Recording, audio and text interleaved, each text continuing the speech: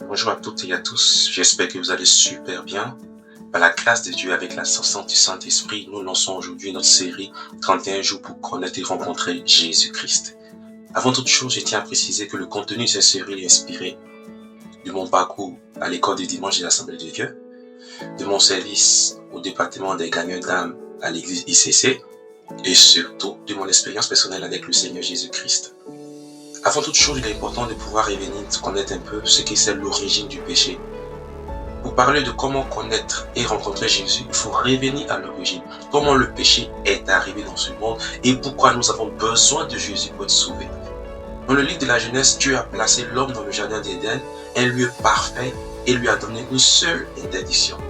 Tu ne mangeras pas de l'arbre de la connaissance du bien et du mal, car le jour où tu en mangeras, tu mourras. Genèse 2, verset 17. Mais Satan, sous la forme d'un serpent, a séduit Ève et a mangé le fruit défendu, puis a donné à Adam qui en mangea à son tour. Ainsi, le péché entra dans ce monde. Pourquoi sommes-nous tous pécheurs?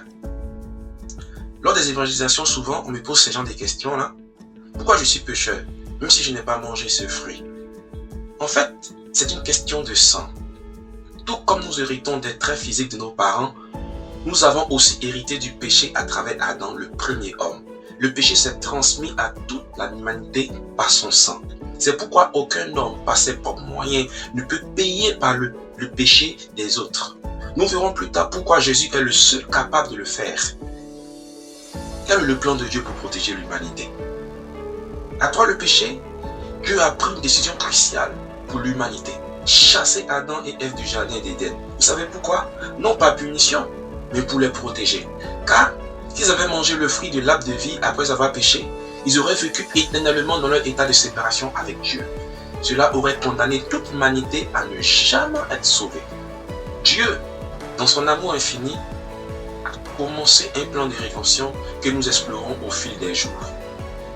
Réfléchissons ensemble. Et je te pose cette question. Réalises-tu l'impact du péché dans le monde et dans ta propre vie? As-tu accepté que le Seigneur Jésus-Christ peut seul te libérer de cet héritage? Prions ensemble. Seigneur, je reconnais que le péché a séparé l'humanité de toi. Mais par ton amour et ton plan parfait en Jésus-Christ, aide-moi à mieux te connaître chaque jour au nom de Jésus-Christ. Amen. Dieu vous bénisse. On se retrouve demain pour la suite des 31 jours pour connaître et rencontrer Jésus. Shalom.